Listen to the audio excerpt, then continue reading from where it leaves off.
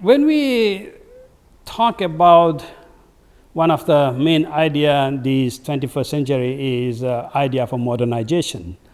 And we always think that we have to be modern.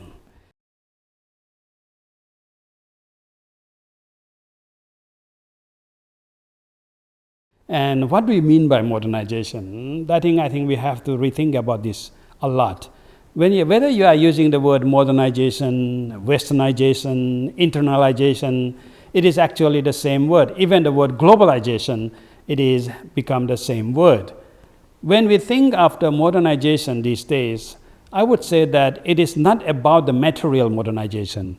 It is about how you behave yourself to able to live in this modern world. In the modern world means that we have a more troubled equipment. We are in a more tempted world at the moment with all this development of technology and sciences, and it makes us that we want more of those things in our life. And we sometimes think that without those things, our life is nothing. Our value of our importance of our humanity is loosened to all this modernity, modern amenities.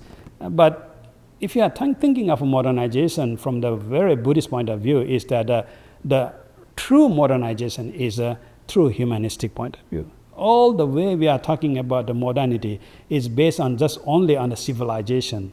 Civilization means that it is all about the goods and things and technology. But the human is the one who uses the technology.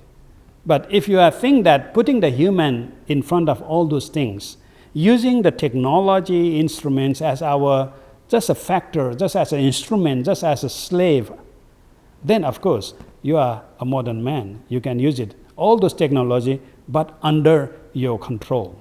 But we are losing that. We are losing that power.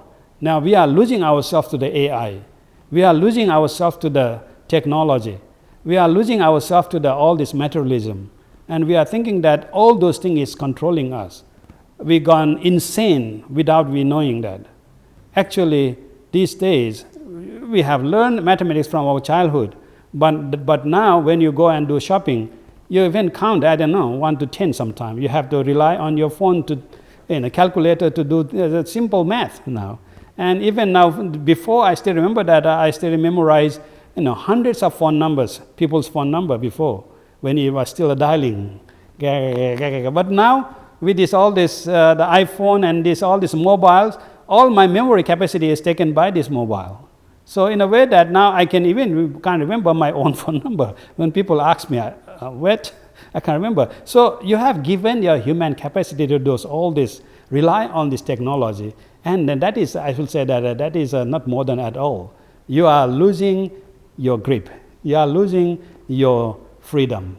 And if you are able to keep yourself as a freedom from all this relying on that, you don't have to attach on iPad. You don't have to attach on your iPhone.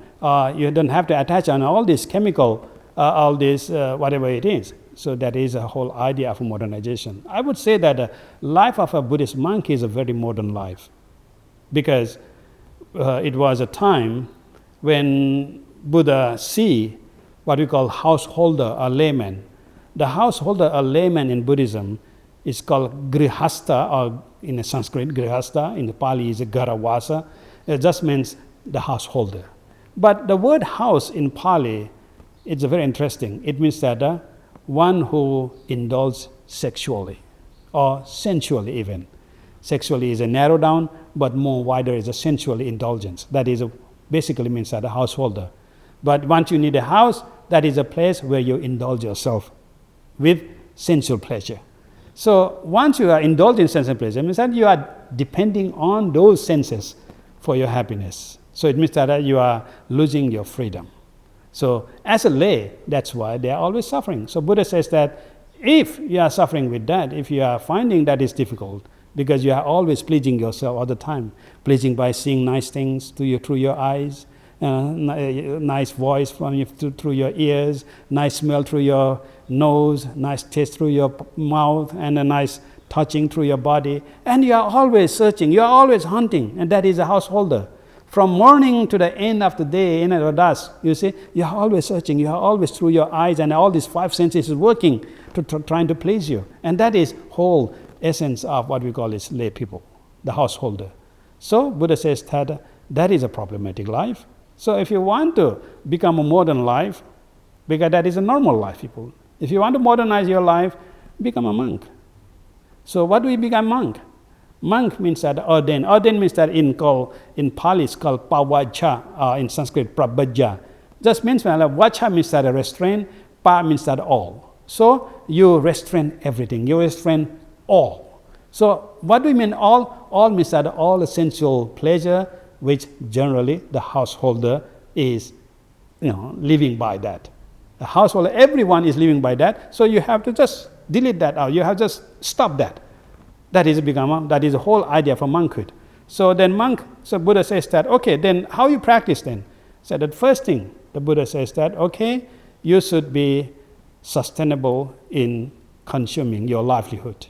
So how do you consume your life? Once you have to eat, so how do you eat? How do you cook food? How do you restore your food?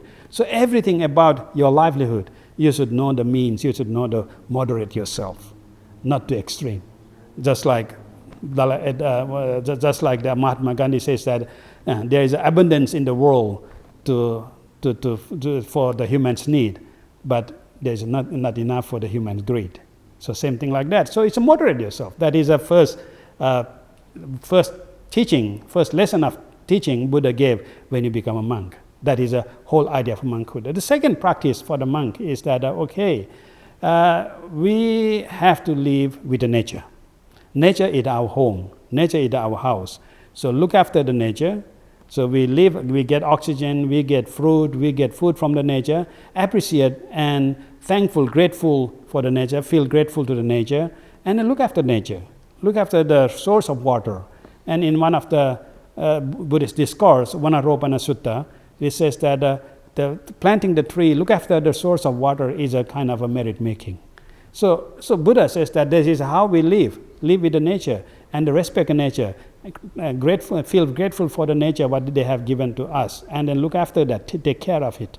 And that is another way of moderating your life, that is a kind of sustainable life.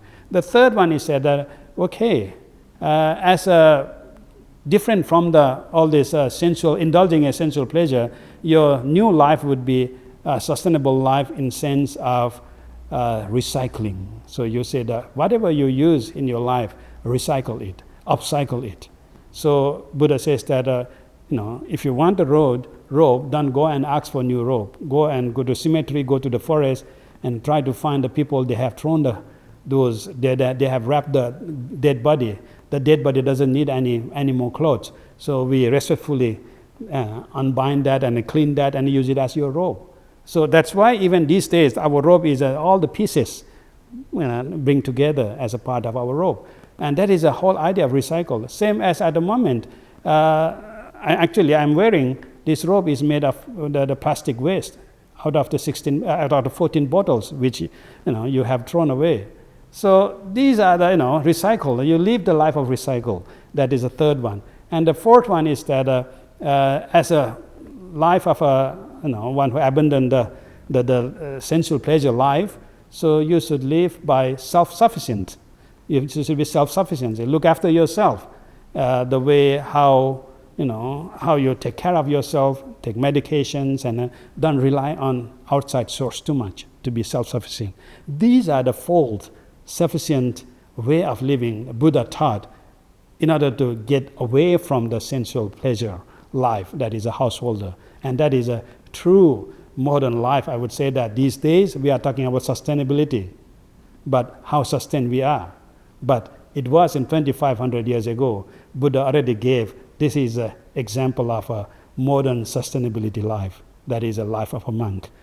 It means that everyone, if you live by this principle of four principles, livelihood sufficiency, live with the nature and respect the nature and gratitude the nature, and then live by the recycle theory and the self-sufficiency. So this is a modern life the Buddha has taught 2,500 years ago, and then this is as modern as we can be.